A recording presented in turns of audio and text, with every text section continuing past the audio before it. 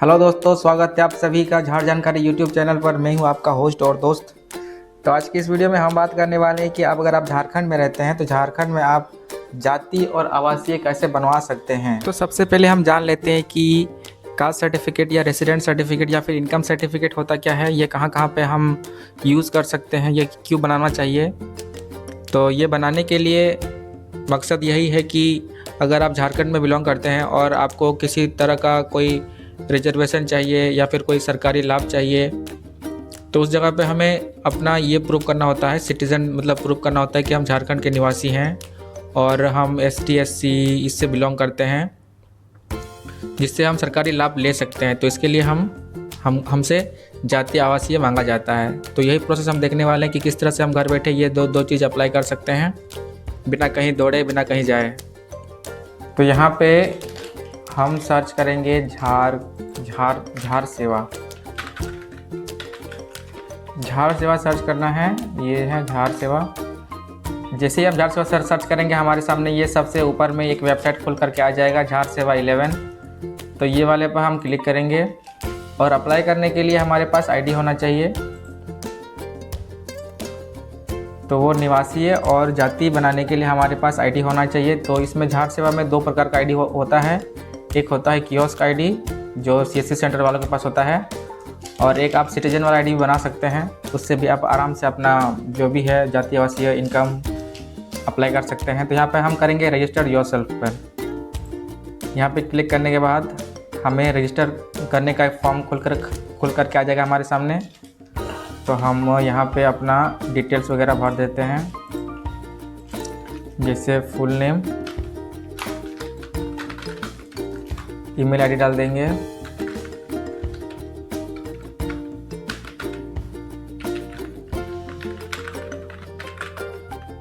ठीक है। यहाँ पे अपना मोबाइल नंबर डाल देंगे। मोबाइल नंबर डालने के बाद नीचे स्क्रॉल कर लेंगे तो हमें यहाँ पे अपना मोबाइल नंबर पासवर्ड डालने के लिए कहा जाएगा। तो हम अपना पासवर्ड डाल लेते हैं। जब आप पासवर्ड बनाएंगे तो इस चीज़ का आपको ध्यान रखना है कि पासवर्ड इस टाइप से होना चाहिए, कैपिटल भी होना चाहिए, कैपिटल भी इसमें स्पेलिंग होना चाहिए, स्मॉल भी होना चाहिए, और एक स्पेशल कैरेक्टर होना चाहिए, जैसे कि यहाँ @ $, परसेंटेज, ये सब का आपको लगाना है। और एक नंबर भी लगाना है, 1 2 3 5 इस तरह का कुछ नंबर लगाना पड़ेगा आपको। यहाँ पे दिया हुआ है, इस तरह से आपको पासवर्ड बनाना है। फिर हम यहाँ पे झारखंड सेलेक्ट कर लेंगे, स्टेट का नाम। उसके बाद यहाँ पे हमें कैप्चा डाल देना है।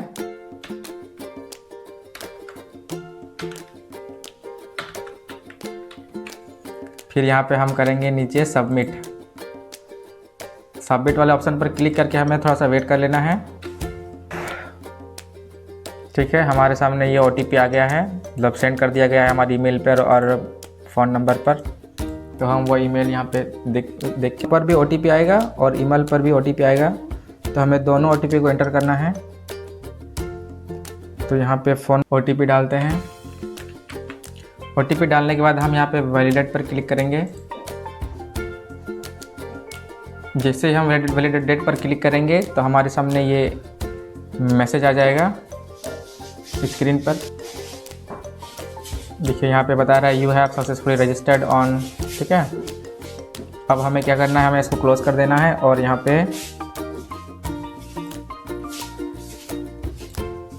पे हमें लॉगिन वाले ऑप्शन पर क्लिक करना है, लॉगिन।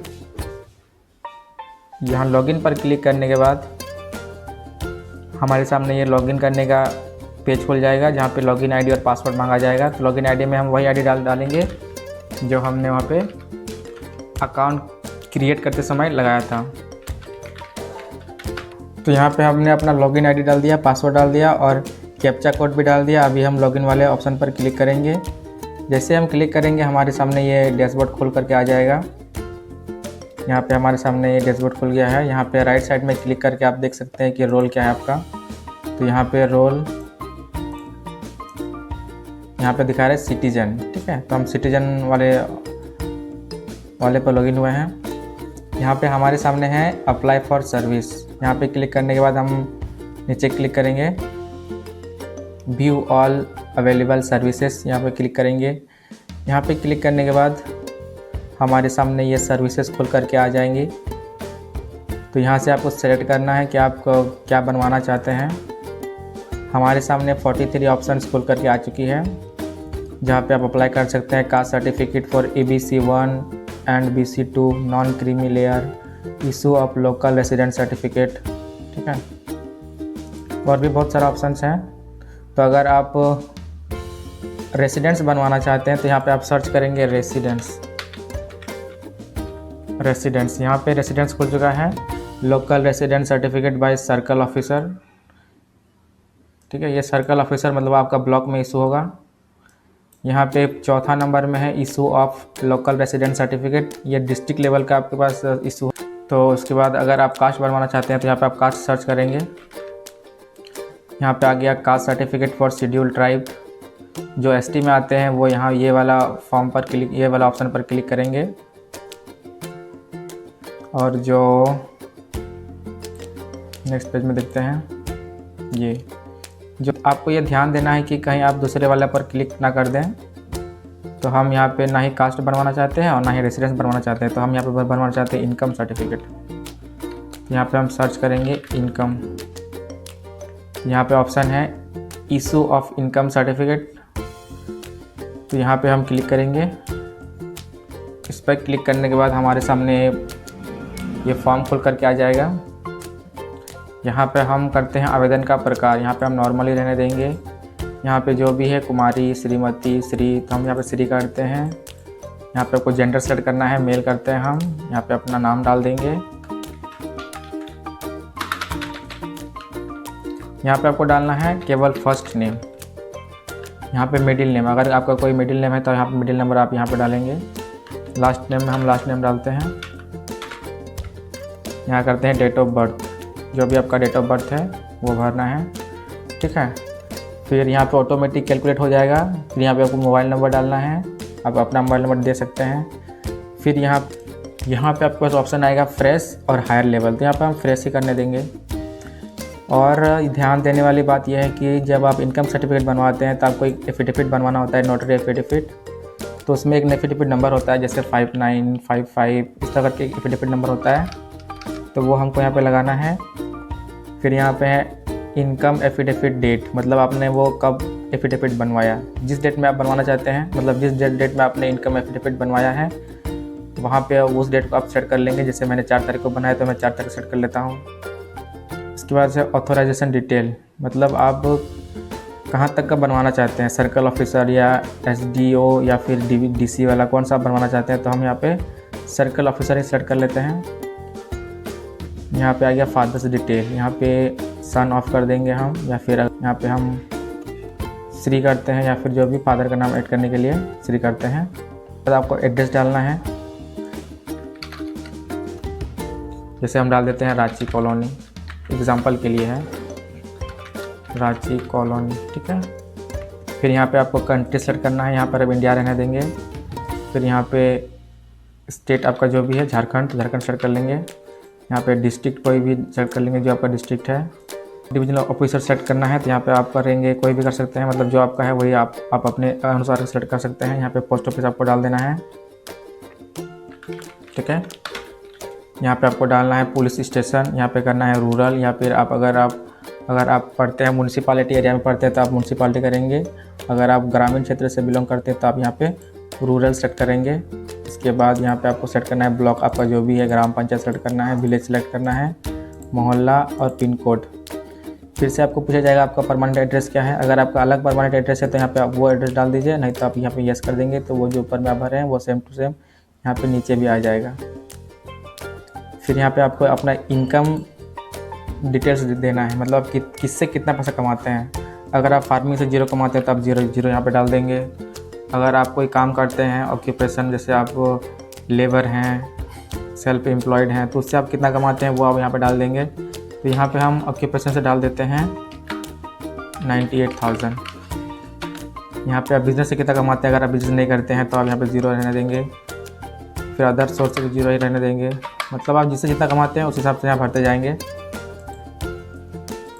यहाँ पे पूछा जा रहा है कि आप ये क्यों बनवाना चाहते हैं। अगर आप पढ़ाई के लिए बनवाना चाहते हैं तो आप यहाँ पे एजुकेशन डाल देंगे। और अगर आप नौकरी के लिए बनवाना चाहते हैं तो आप यहाँ पे एम्प्लॉयमेंट डाल देंगे। वो डालने के बाद यहाँ पे ऑफिस ऑटोमेटिक सेलेक्ट हो जाता है। क्योंकि हमने ये ऊपर का ऑप्शन भरा नहीं है इसीलिए यहाँ पे ब्लैंक आ रहा है, तो ये आपको नहीं कुछ करना है। यहाँ पे आप सिर्फ कैप्चा कोड डाल देंगे और यहाँ पे सबमिट पर क्लिक कर देंगे। तो चलिए ऊपर मैं भर लेता हूँ, उसको सबमिट करूँगा। सबमिट करने के बाद हमारे सामने ये डिटेल्स खुल करके आ जाएगी कि हमने क्या क्या भरा है। वो एक बार वेरीफाई करने के बाद हम यहाँ पे जाएंगे अटैच एनेक्स्चर में। अभी ये फाइनल सबमिट नहीं हुआ है, जब हम यहाँ पे डॉक्यूमेंट अपलोड करेंगे उसके बाद ही फाइनल सबमिट होता है। ये चीज़ आपको ध्यान देना है।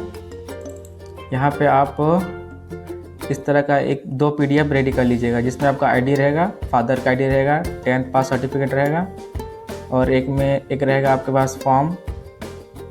वो फॉर्म का फॉर्मेट मैं आपको दे दूँगा कहाँ से मिलेगा। और आपने जो एफिडेविट बनवाया है उसका एक PDF बना लीजिएगा और PDF 500 KB से नीचे होना चाहिए, उससे ज़्यादा नहीं होना चाहिए। ठीक है, तो यहाँ पे एक मैंने जो बनाया है आईडी करके वो 555 KB जा रहा है, तो ये शायद आपको अपलोड नहीं लेगा। यहाँ पे देखिए बता रहा है कि ये अपलोड नहीं लेगा, तो इसको हम थोड़ा सा छोटा कर लेते हैं।